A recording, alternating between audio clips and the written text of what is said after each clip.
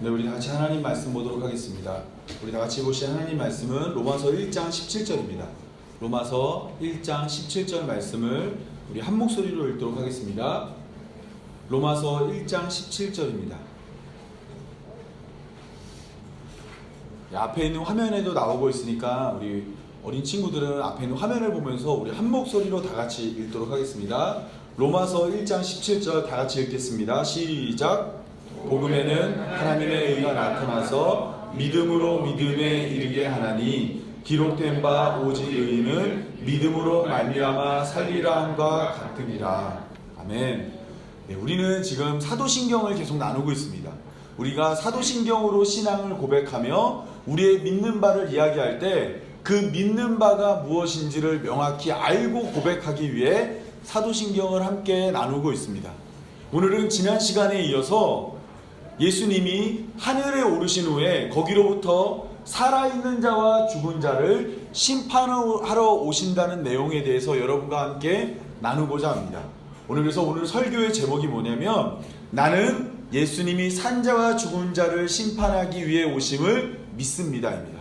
우리 다 같이 한번 제목만 다 같이 한번 읽어볼까요? 다 같이 읽겠습니다. 시작. 나는 예수님이 산자와 죽은 자를 심판하기 위해 오심을 믿습니다. 아멘. 오늘 이 제목으로 여러분과 함께 말씀 나누도록 하겠습니다. 창세기의 말씀을 보면 하나님께서 에덴 동산을 만들고 동산 중앙에 선악을 알게 하는 나무의 열매를 두셨다는 것을 알 수 있습니다. 이때 하나님은 창세기 2장 17절을 통해 이 땅에 있는 사람 중 선악을 알게 하는 나무의 열매를 먹게 되면 반드시 죽으리라라고 이야기했습니다. 그런데 사실 성경을 원문으로 자세히 보면 반드시 죽는다라는 말이 아니라 죽고 죽는다라는 히브리어 무트 타무트라는 말로 되어 있습니다. 이 히브리어로 무트란 말이 죽는 건데 무트 타무트라 그래서 선악을 알게 하는 나무의 열매를 먹으면 죽고 죽는다라는 겁니다. 그런데 성경을 번역하는 분들이 죽고 죽는다라는 말이 오늘 우리에게 잘 와닿지 않는 거예요. 그래서 이것을 뭐라고 바꿨냐면 완곡한 표현으로 반드시 죽는다고 이야기한 겁니다. 즉 선악을 알게 하는 나무의 열매를 먹은 인간은 반드시 죽는 것이 맞지만 원문에 의지하자면 죽고 죽게 된다라고 이야기하는 겁니다. 죽고 죽는다는 말이 우리에게는 매우 낯선 표현이지만 사실 성경을 배경으로 하고 있는 히브리인들에게는 이것이 크게 어려운 표현이 아닙니다. 우리 히브리서 9장 27절 28절 한번 읽어보겠습니다. 다 같이 읽겠습니다. 시작. 한번 죽는 것은 사람에게 정해진 것이요 그 후에는 심판이 있으리니 이와 같이 그리스도도 많은 사람의 죄를 담당하시려고 단번에 들이신 바 되셨고 구원에 이르기 위하여 죄와 상관없이 자기를 바라는 자들에게 두 번째 나타나시니라. 여러분 성경은 사람의 생명에 대해서 우리는 하나라고 말하고 있지만 성경은 뭐라고 했냐면 한 번 죽는 것, 처음 죽는 것은 누구에게나 다 똑같이 이루어지고 그 다음에 또 다른 심판을 통해 영원히 죽는 자와 영원히 사는 자가 생긴다고 말하고 있습니다. 즉 오늘 우리가 사도신경을 통해 고백한 것처럼 예수님이 다시 오시는 날 산자와 죽은 자가 나누듯이 성경은 누군가는 죽고 죽는 인생이 되고 누군가는 죽고 사는 인생이 된다고 말하고 있는 겁니다. 그래서 예수님이 이런 얘기를 하시죠. 이 땅에 오셨을 때 누구든지 살고자 하는 자는 죽고 죽고자 하는 자는 산다라고 이야기하는 겁니다. 이 땅에서 죽은 자가 살아나고 이 땅에서 살고 싶은 자가 죽게 되는 겁니다. 여러분 성경을 잘 보면 인류의 첫 번째 사람이었던 아담도 어떻게 됐죠? 결국 죽었죠. 방주에 탔던 노아도 죽었고 969세를 살았던 무두셀라도 죽었고 아브라함도 죽었고 다윗도 죽었고 심지어 예수님도 한 번 죽는 것은 사람에게 정해진 것이기에 예수님도 죽으셨습니다. 그러나 우리는 그 죽음으로 끝나는 것이 아니라 죽음 이후에 다른 삶이 있다는 것을 믿고 그 삶을 위해 오늘 우리가 이곳에 보내졌음을 알아야만 하는 것입니다. 이러한 우리의 어떤 기준과 생각은 비단 기독교인들만의 생각이 아닙니다. 세상에 있는 대부분의 종교는 죽음 후에 다른 세상이 있다라고 여겨지고 있습니다. 여러분 잘 알다시피 우리나라에서는 기독교 다음으로 유명한 종교가 뭐죠? 불교죠, 불교. 불교에는 이런 말이 있습니다. 우리 동률이가 한번 읽어볼까요? 시작. 그쵸. 응가 할 때 그쵸. 인과 응보라는 말이 있습니다. 그 뜻이 뭐냐면, 우리 하율이가 한번 읽어볼까? 그래, 그럼 우진이가 한번 읽어보자. 시작.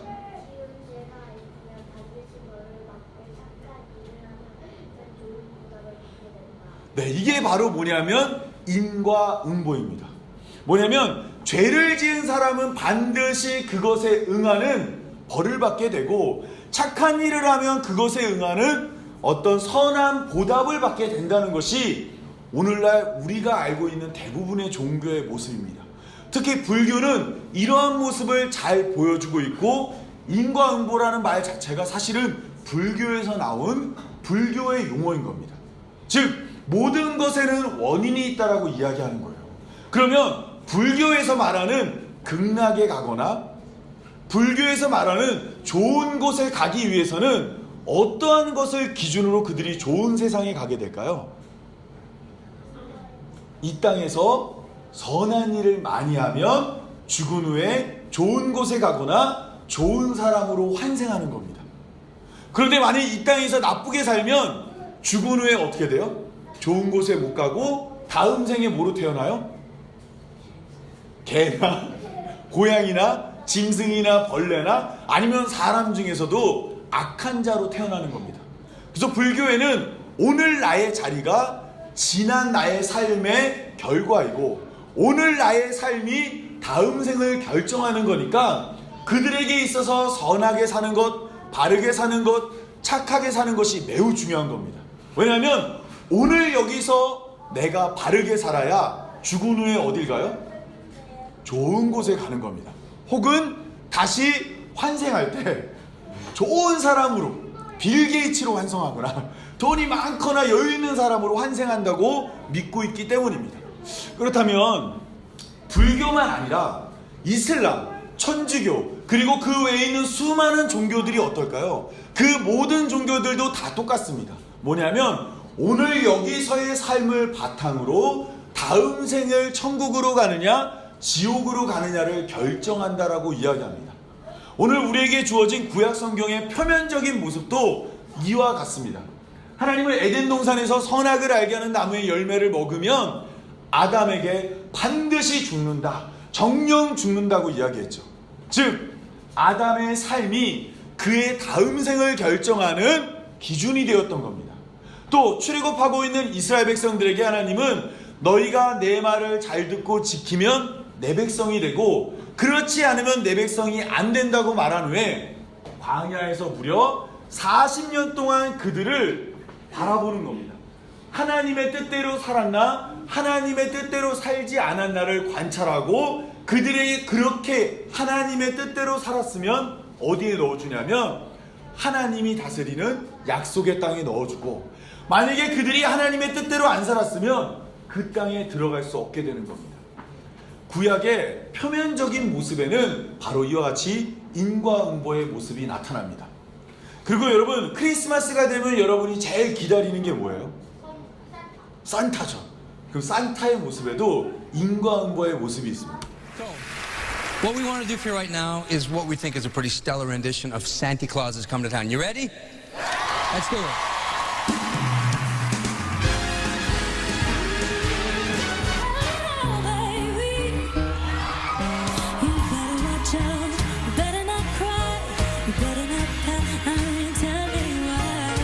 A Santa Claus is coming to town. Making a list, he's checking it twice. He's gonna find out who's naughty and nice. A Santa Claus is coming to town. He sees you when you're sleeping, and he knows when you're awake. He knows if you've been bad or good, so be good, oh goodness sake. You better watch out.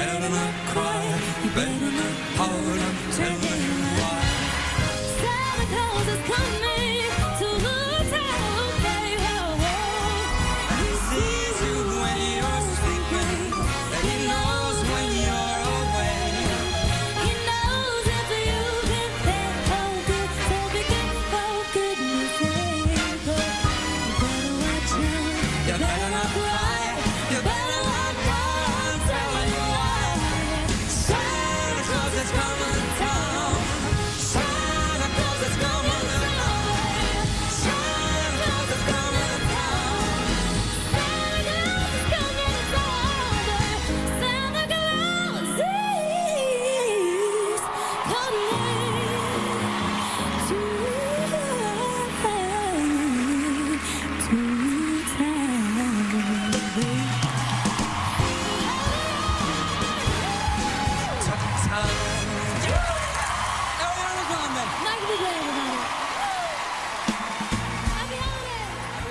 이 가사에 의하면 산타클로스가 오니까 아이들한테 어떡하라는 거예요? 그쵸. 울면 안 되고 착하게 살아야 되고 산타는 잘 때도 깰 때도 여러분이 뭐 하고 있는지 다 알고 있으니까 착하게 살면 산타가 뭐 해줘요?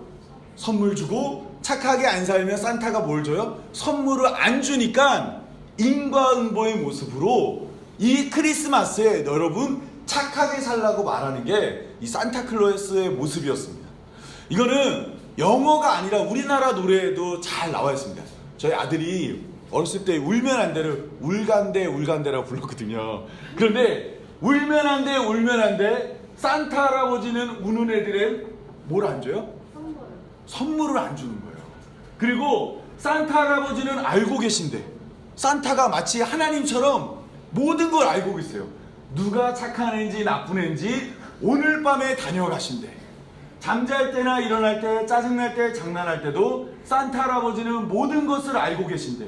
울면 안 돼 울면 안 돼 산타 할아버지는 우리 마을을 오늘 밤에 다녀가니까 오늘 여러분들은 착하게 살아야 된다라고 말하는 겁니다. 여러분 크리스마스는 누가 오시는 날이에요? 그렇죠. 예수님의 생일이죠. 그런데 어느 순간 사람들이 누구를 기다려요? 산타를 기다리고 예수님이 인류의 선물로 오셨는데 그 예수님을 대신해서 산타가 몇만 원짜리 장난감과 또 몇만 원짜리 선물을 가지고 인류를 구원하기 위해 오신 예수 그리스도의 선물을 대신하여 사람들에게 주고 있습니다. 그리고 사람들은 예수님이 아닌 다른 선물을 받으며 기뻐하고 웃으면서 즐거워합니다. 여러분 이 땅에 오시는 그 예수님은 우리가 알고 있는 인과응보의 모습과 전혀 다르게 우리를 구원하기 위해 이 땅에 오셨습니다. 산타는 우는 아이들에게 선물을 안 주고 나쁜 아이들에게 선물을 안 주지만 이 땅에 오신 예수님은 선하거나 착하거나 이것들을 보는 것이 아니라 오직 부르시는 이인 하나님의 뜻을 따라 우리를 구원하기 위해 이 땅에 오셨다라는 겁니다. 처음에 하나님이 구약을 통해 표면적으로 우리에게 율법을 주셨습니다. 그리고 그것을 지키면 하나님의 백성이 되고 지키면 하나님의 백성이 될 수 없다고 말했습니다. 그런데 사람들은 어떻게 살았냐면 아무도 하나님의 뜻대로 살지 않은 겁니다. 한번 잘 생각해 보세요. 하윌이는 운 적 있어 없어 올해? 울면 산타가 선물 줘 안 줘? 안 준다고 돼 있잖아요. 안 믿지. 그래 잘하고 있어. 그런데 만약에 산타의 이 노래를 기준으로 들어보면 울면은 선물을 안 주는 겁니다. 마찬가지로 율법을 기준으로 오늘 하나님이 우리를 갖다 대면 여기에는 구원받을 자가 아무도 없게 되는 겁니다. 때문에 하나님은 오늘 우리를 우리의 어떠함을 기준으로 구원하는 것이 아니라 인과응보의 세상에 있는 종교들이 모든 종교들이 우리의 삶을 기준으로 우리를 구원하려고 할 때 세상 그 어디에서도 발견할 수 없는 은혜의 약속을 우리에게 주셨습니다. 우리 예레미야 31장 31절 33절 우리 다 같이 큰 목소리로 한번 읽어보도록 하겠습니다. 다 같이 읽겠습니다. 시작. 여호와의 말씀이니라. 보라 나를 이르리니 내가 이스라엘 집과 유다 집에 새 언약을 맺으리라. 이 언약은 내가 그들의 조상들의 손을 잡고 애굽 땅에서 인도하여 내놓은 날에 맺은 것과 같이 아니할 것은 내가 그들의 남편이 되었어도 그들이 내 언약을 깨뜨렸습니다. 여호와의 말씀이니라. 그날 후에 내가 이스라엘 집과 맺은 언약은 이러하니 곧 내가 나의 법을 그들의 속에 두며 그들의 마음에 기록하여 나는 그들의 하나님이 되고 그들은 내 백성이 될 것이라. 여호와의 말씀이니라. 제가 이 구절에 대해서는 아마 10번도 20번도 더 넘게 말씀했을 겁니다. 말했을 겁니다. 그런데 다시 한번 오늘 이 말씀을 꺼낸 것은 오늘 우리가 알고 있는 전 세계에 있는 대부분의 종교, 아니 어쩌면 모든 종교가 다 오늘 여기의 삶을 기준으로 우리를 구원한다고 할 때 성경은 유일하게 우리에게 어떤 것을 묻지 않고 오직 하나님의 은혜로 우리를 구원하겠다고 말하고 있기 때문입니다. 구약의 모세를 통해 주어졌던 율법은 우리가 그것을 지켜야만 구원을 받을 수 있었습니다. 그런데 어떻게 했다고요? 내가 그들의 남편이 되었어도 그들이 내 언약을 깨트린 겁니다. 그래서 그날의 내가 이스라엘 족과 맺을 언약은 이러하니 나의 법을 그들의 속에 두며, 이전에 구약에 있는 율법은 십계명 돌파는 어디에 기록됐죠? 돌판에 기록됐죠. 근데 죄를 지니까 모세가 집어던져 깨집니다. 그래서 하나님이 이번에는 약속을 맺을 때 어떻게 하셨냐면 이 언약을 어디다 두겠다고 말씀하시죠? 그들의 마음에 기록하여 다시는 깨지지 않게 하는 겁니다. 또 이 언약의 가장 큰 특징은 뭐냐면 율법은 누가 지켜야 돼요? 우리가 지켜야 되죠. 그런데 이 새 언약에는 우리의 어떠함을 요구하는 것이 없다라는 겁니다. 하나님께서 은혜로 우리를 건져주겠다고 말하고 있는 겁니다. 때문에 이러한 사실을 알게 된 바울은 에베소서에서 이렇게 이야기합니다. 우리 에베소서 2장 7절에서 9절 다 같이 읽겠습니다. 시작. 이는 그리스도 예수 안에서 우리에게 자비하심으로써 그 은혜의 지극히 풍성함을 오는 여러 세대에 나타내려 하십니다. 너희는 그 은혜에 의하여 믿음으로 말미암아 구원을 받았으니 이것은 너희에게서 난 것이 아니요 하나님의 선물이라. 행위에서 난 것이 아니니 이는 누구든지 자랑하지 못하게 함이라. 오늘 우리에게 주어져 있는 이 구원은 우리에게서 난 것이 아니라고 말하고 있습니다. 이는 달리 이야기하면 불교에서 말하거나 이슬람에서 말하거나 아니면 다른 종교에서 말하고 있듯이 오늘 우리의 행위와 우리의 열심과 우리의 헌신을 통해서 구원이 주어지는 것이 아니라 우리의 어떠함과 상관없이 오직 하나님의 은혜가 우리를 구원한다라고 이야기하고 있는 겁니다. 때문에 이것을 자랑할 수 있어요, 없어요? 아무도 자랑할 수 없는 겁니다. 자랑을 못한다면 나의 구원에 대해서 나올 건 딱 하나죠. 바로 찬양할 수밖에 없는 겁니다. 내가 한 것이 아니기에 하나님께 감사하며 그분께 영광 돌릴 수밖에 없는 것, 바로 그것이 하나님이 우리를 구원하는 방법인 겁니다. 베드로는 너희는 나를 누구랴 물어보는 예수님에게 주는 그리스도시요 살아계신 하나님의 아들이라고 대답했습니다. 그러자 예수님이 이 사실을 알게 한 것을 누구라고 말하고 있냐면 바요나 시모나 내가 복이 있도다. 이를 내게 알게 한 이는 혈육이 아니요 누구라고요? 하늘에 계신 내 아버지가 알게 했다라는 겁니다. 즉 오늘 우리가 예수님을 믿음으로 말미암아 구원받는 이 사실은 결코 나에게서 나올 수가 없는 겁니다. 우리의 머리와 우리의 생각과 우리의 경험으로는 결코 예수님을 믿을 수가 없다라는 겁니다. 그렇다면 오늘 우리가 이곳에서 예수님을 믿는다는 것, 우리가 예수님을 믿고 하나님의 백성이 됐다는 것, 그게 무엇을 증거하냐면요, 바요나 시모나 내가 복이 있도다. 우리가 바로 복받은 자임을 말해주고 있는 것입니다. 이삭에게는 두 아들이 있습니다. 그런데 이삭이 리브가와 임신하였을 때 그 뱃속에서 두 아들이 막 싸웠습니다. 이때 하나님이 그들에게 나타나 리브가에게 나타나 말합니다. 너에게 뱃속에 두 아들이 있는데 큰 자가 작은 자를 섬겨야 된다라고 이야기했습니다. 바울은 로마서에서 이 이야기를 가지고 말하기를 뭐라고 이야기하냐면 이렇게 이야기하고 있습니다. 우리 11절 한번 읽어보겠습니다. 다 같이 읽겠습니다. 시작. 그 자식들이 아직 낳지도 아니하고 무슨 선이나 악을 행하지 아니할 때에 택하심을 따라 그는 하나님의 뜻이 행위로 말미암지 않고 오직 부르시는 이로 말미암아 서게 하려 하사. 네, 쉽게 이야기하면 잘 보세요. 뱃속에서 애가 둘이 있는데 하나님의 뱃속에 있는 아이를 선택했습니다. 하나는 에서와 하나는 야곱인데 누구를 선택했죠? 야곱, 동생을 선택했어요. 근데 우리가 생각할 때 만약에 우리의 기준에 따라, 세상의 기준을 따라 누군가를 구원하고 누군가를 선택한다면 그들이 사는 삶을 통해 선택을 했어야만 했습니다. 이 사람은 순종을 잘하니까 선택했고, 이 사람은 노래를 잘하니까 선택했고, 이 사람은 돈이 많으니까 선택을 했다라는 말이 나와야 되는데, 하나님께서 리브가 아내 뱃속에 있는 그들이 아직 악이나 선이나 어떠한 일도 하지 않았을 때 그들을 선택했다는 겁니다. 이것은 우리의 구원과 우리가 하나님 나라 가는 것이 누구의 주권에 있다는 겁니까? 하나님의 주권에 있다는 겁니다. 하나님의 백성이 된다는 것은 나의 어떠한 도덕적인 삶이나 윤리적인 삶이 결정하는 것이 아니라 오직 우리를 부르시는 하나님이 나를 불러주셨기 때문에 우리가 구원에 이룰 수 있게 된 것입니다. 그렇다면 구원받은 우리가 하나님 나라 문 앞에서 어떻게 해야 구원의 확신을 가지고 또한 그 나라에 들어갈 수 있게 될까요? 이 마태복음 7장을 보면 두 개의 문이 있다고 합니다. 하나님 나라에 두 개의 문이 있는데 하나는 좁은 문이고 하나는 넓은 문입니다.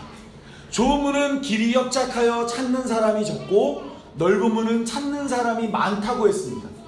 그런데 넓은 문으로 가면 멸망이고 좁은 문으로 가면 영생에 이르게 됩니다. 여러분, 우리는 어디로 가야 될까요? 좁은 문으로 가야 구원에 이르겠죠. 그런데 마귀는 우리가 좁은 문으로 갈 때 우리를 좁은 문으로 가지 못하기 하기 위하여 오늘 성경을 보니까 15절에 거짓 선지자들이 양의 옷을 입고 우리 양들 가운데 들어와서 어디로 우리를 데려가냐면 넓은 문으로 데려가는 겁니다. 거짓 선지자들이 좁은 문으로 가고 있는 성도들 사이에 들어와서 계속해서 유혹해서 어디로 가냐면 크고 화려한 넓은 길로 인도하여 그들을 멸망으로 인도한다라고 성경이 말하고 있는 것입니다. 이때 예수님이 그들을 향해서 이렇게 이야기합니다. 넓은 문을 향해 가고 있는 자들을 향해 21절과 같이 이야기하는데 우리 한번 다 같이 읽어보겠습니다. 다 같이 읽겠습니다. 시작. 나더러 주여 주여 하는 자마다 다 천국에 들어갈 것이 아니요 다만 하늘에 계신 내 아버지의 뜻대로 행하는 자라야 들어가리라. 예수님은 넓은 길을 향해 가고 있는 자들을 향해서 뭐라 그랬냐면 주여 주여 한다고 천국에 들어가는 것이 아니야. 아버지의 뜻대로 해야 들어가는 거야 라고 말했어요. 그런데 그 넓은 길을 가는 자들이 뭐라고 얘기하냐면 주여 주여 한다고 못 들어간다 그랬죠. 그런데 22절 보니까 이렇게 얘기해요. 나더러 이르되 주여 주여 우리가 주의 이름으로 선지자 노릇하고 우리가 주의 이름으로 귀신을 내쫓고 주의 이름으로 많은 권능을 행하지 않아야 했습니까? 그러니까 어떻게 해줘요? 들여보내주세요. 지금 넓은 길을 가고 있는 사람들의 마음속에는 아버지의 뜻대로 해야 들어가는데 그 아버지의 뜻이 뭐냐면 선지자 노릇하고 귀신 쫓고 권능을 행하는 그것이 아버지의 일인 줄 알았던 겁니다. 내가 아버지의 뜻대로 살았으니까 이제 문 열어주십시오. 나도 들어갈 자격이 있습니다 라고 하면서 자신이 했던 과거의 이 땅에서의 삶을 하나님께 이야기하는 겁니다. 이때 예수님이 뭐라고 말씀하시는지 우리 한번 23절 다 같이 읽어보겠습니다. 같이 읽겠습니다. 시작. 그때 내가 그들에게 밝히 말하되 내가 너희를 도무지 알지 못하니 불법을 행하는 자들아 내게서 떠나라 하리라. 예수님은 이들이 지금 예수님을 향해 주여 주여를 계속 외쳤지만 그들을 안다고 해요? 모른다고 해요? 모르신대요. 또 그들이 선지자 노릇 귀신 쫓고 권능행한 것을 뭐라고 했냐면 불법을 행했다고 말합니다. 이거는 뭐냐면 이거는 아버지가 원하는 게 아니라는 겁니다. 마지막 심판날 예수님이 다시 오셨을 때 우리가 그 앞에 섰을 때 나의 행위와 나의 열심을 가지고 그 앞에 나가면 뭐라고 얘기하냐면 그거 불법이야. 내가 원하는 건 그게 아니라는 겁니다. 그러면 예수님이 말하는 아버지의 뜻이 뭘까요? 이 마태복음 7장과 똑같이 아버지의 뜻이 나와 있는 데가 있습니다. 마태복음 21장에 나와 있는 이야기인데 예수님은 포도원을 가진 어떤 아버지의 이야기를 합니다. 아버지에게는 저와 같이 두 명의 아들이 있습니다. 그래서 첫째 아들에게 가서 이야기를 합니다. 오늘 포도원에 가서 일을 해라. 그랬더니 첫째 아들이 알겠습니다 아버지 하고 안 갔어요. 그래서 아버지가 둘째 아들을 만나서 둘째 아들아 포도원에 가서 일을 해라. 그랬더니 둘째 아들이 아버지 안 갈래요.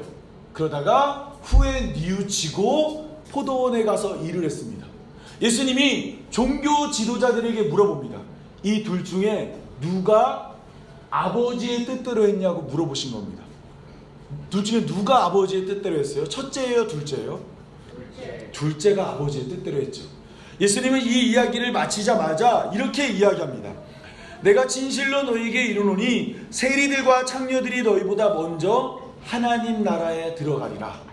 요한이 의궤도로 너희에게 왔거늘 너희는 그를 믿지 아니하였으되 세리와 창녀는 믿었으며 너희는 이것을 보고도 끝내 뉘우쳐 믿지 아니하였도다. 아버지의 뜻대로 하지 않은 자와 아버지의 뜻대로 한 자를 이야기할 때 예수님이 그 비유를 마치고 32절에 이 이야기를 하는데 가장 많이 나온 단어가 뭐예요? 믿는 거죠. 믿는 거. 이는 아버지의 뜻이 뭔지를 보여주는 겁니다. 하나님이 우리에게 원하는 것이 뭐죠? 바로 믿는 것입니다. 믿는 것. 주여 주여 하는 자마다 천국에 들어갈 것이 아니요 아버지의 뜻대로 믿는 자가 들어가는 겁니다. 요한복음 6장 26절을 보면 이렇게 말하고 있습니다. 우리 한번 다 같이 읽어볼까요? 6장 26절 27절입니다. 다 같이 읽겠습니다. 시작. 우리가 어떻게 하나이냐 하나님의 일을 하오리이까. 예수께서 대답하여 이르시되 하나님께서 보내신 이를 믿는 것이 하나님의 일이니라 하시니. 여러분 마지막 심판날이 가까웠을 때 하나님이 우리에게 원하시는 것은 이 땅에서의 우리의 거룩한 행실이나 이 땅에서의 우리의 종교적 열심이나 이 땅에서의 우리의 거룩하고 착한 삶이 아니라 바로 믿음을 원하고 있다는 겁니다. 히브리서 11장 6절은 이렇게 얘기합니다. 믿음이 없이는 하나님을 기쁘시게 하지 못하나니 하나님께 나가는 자는 반드시 그가 계신 것과 또한 그가 자기를 찾는 자들에게 상 주시는 이임을 믿어야 할지니라. 하나님께 나아가는 자가 하나님 앞에 가지고 나아가야 될 것은 많은 재물이나 물질이나 열심이 아니라 딱 한 가지. 그게 뭐예요? 믿음을 가지고 가야 되는 겁니다. 이 믿음이 없이는 하나님을 기쁘시게 할 수가 없다라는 겁니다. 그러면 이 믿음은 어디서 나올까요? 내가 믿고 싶다고 열심히 노력한다고 해서 믿는 것이 아니라 이 믿음이라는 것은 바로 복음에 의해서 우리에게 주어집니다. 오늘 본문이기도 한 로마서 1장 17절을 우리 한번 읽어보겠습니다. 시작. 복음에는 하나님의 의가 나타나서 믿음으로 믿음에 이르게 하나니 기록된 바 오직 의인은 믿음으로 말미암아 살리라 함과 같습니다. 여러분 복음이 뭐예요? 복음?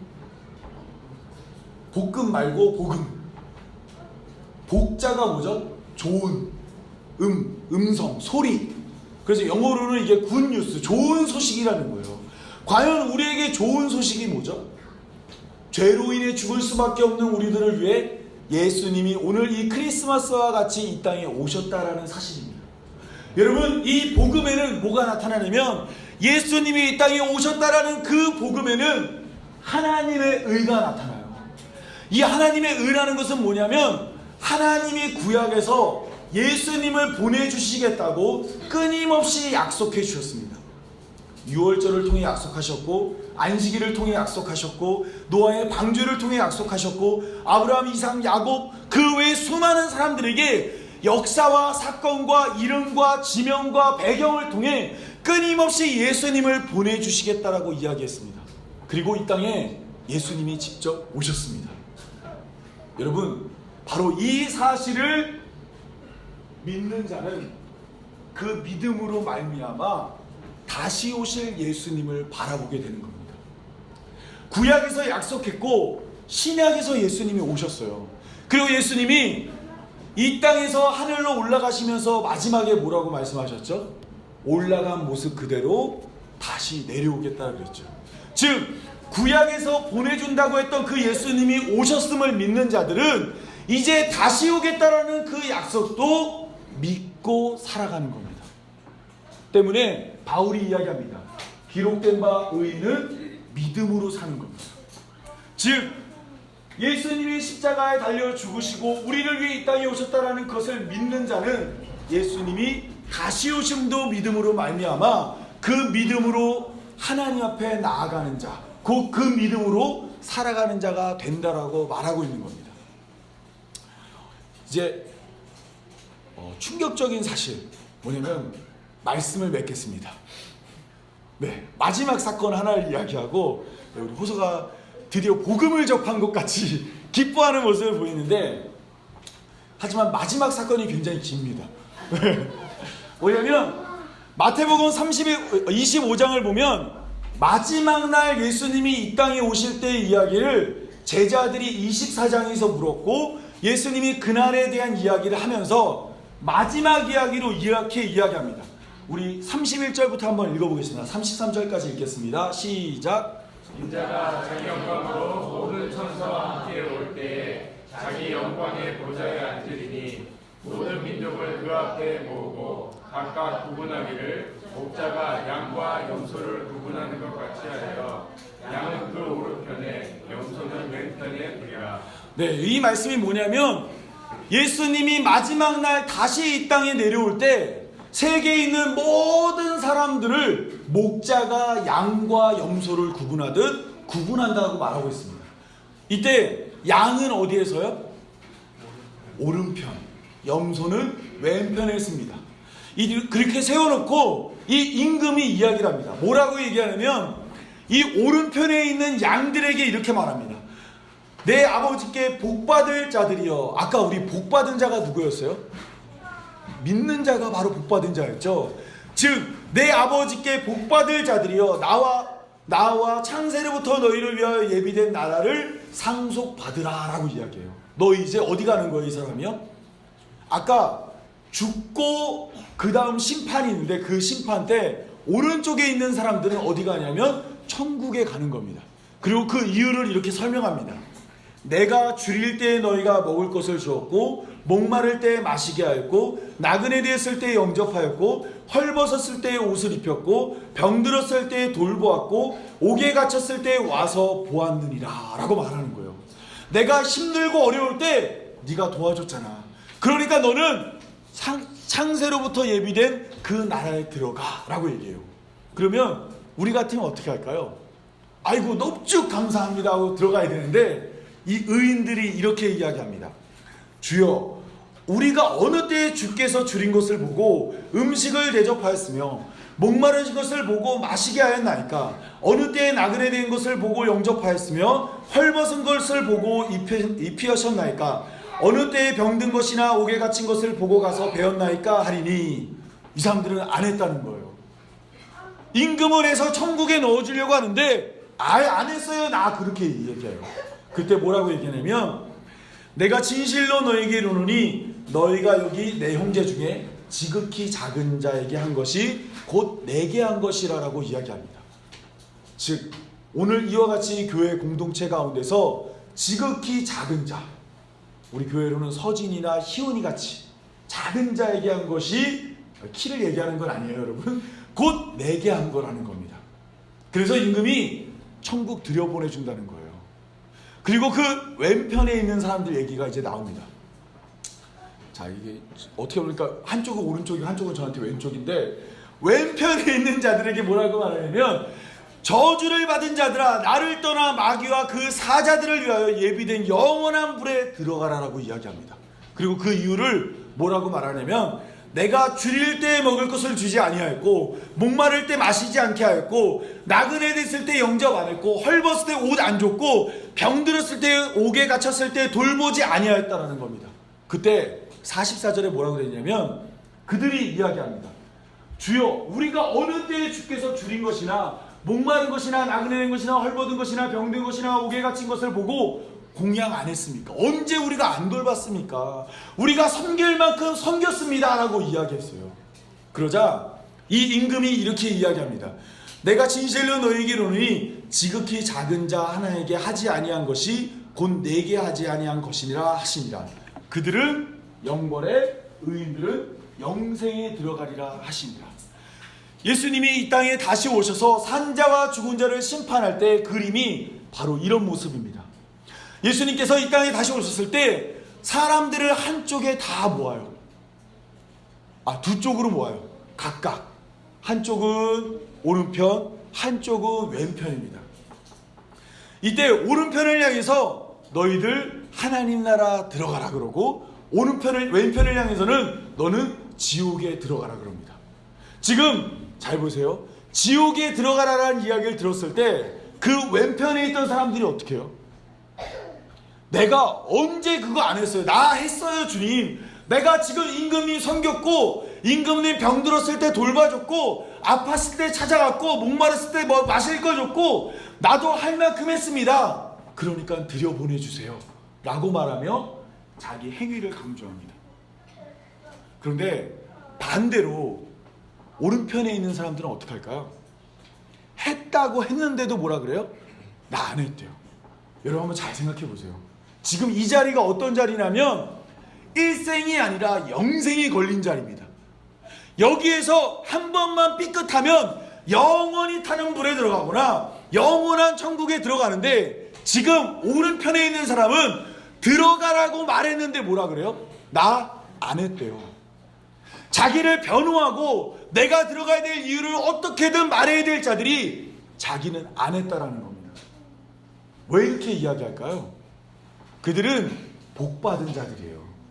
하나님 나라 들어가는 것이 나의 이 땅에서의 삶이 아니라 오직 우리를 구원하시는 그 예수 그리스도의 은혜임을 믿는 자들이기 때문입니다. 요한일서 1장 21절을 보면 이렇게 되어 있습니다. 자녀들아, 너희에게 이것을 쓰면 너희로 죄를 범하지 않게 하려 함이라. 만일 누가 죄를 범하여도 우리 앞에, 아버지 앞에 우리에게 대언자가 있으니 곧 의로우신 예수 그리스도리라. 오른편의 산자들은 마지막 날 진짜로 하나님 나라 앞에 서서 그 심판대 앞에 서게 됐을 때 우리의 죄가 낱낱이 공개되고, 우리가 하나님 앞에 죄인이라는 소리를 들을 때 죄 없다고 하지 않습니다. 그래요, 맞아요, 나 죄인이에요. 나는 임금님 섬기지 않았고, 주님 섬기지 않았고, 하나님 말씀 보지 않았고, 하나님 찬양하지 않았고, 하나님 경배하지 않았고, 거짓과 불의와 간음과 하나님이 원치 않는 삶을 정말 많이 살았습니다. 그런데 내가 읽었던 그 성경에 의하면 주님이 바로 이런 나와 같은 자를 구원하신다고 되어 있습니다.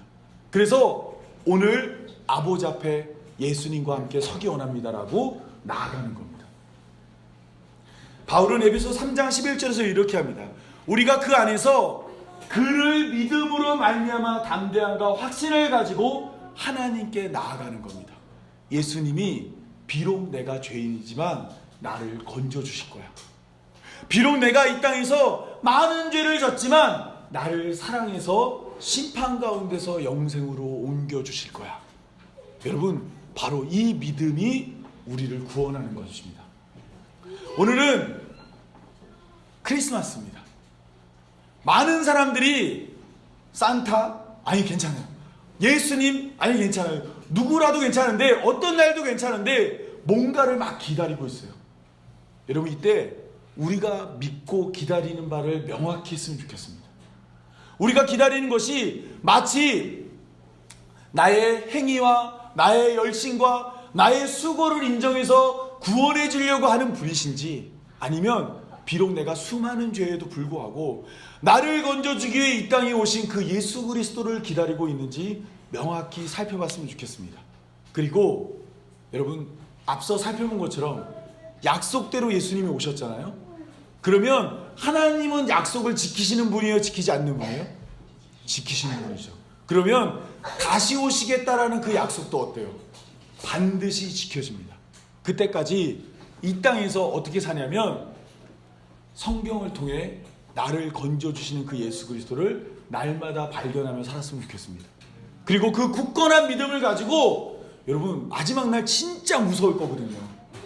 진짜 하나님 앞에 서면 벌벌벌 떨 거예요. 판사 앞에서는 죄인의 심정으로 벌벌벌 떨고 있을 때 여러분 예수님이 나를 건져실 거라는 그 담대한 믿음을 가지고 굳건히 하나님 앞에 서는 성도가 되기 바라며 제가 기도하고 오늘 말씀 듣도록 하겠습니다.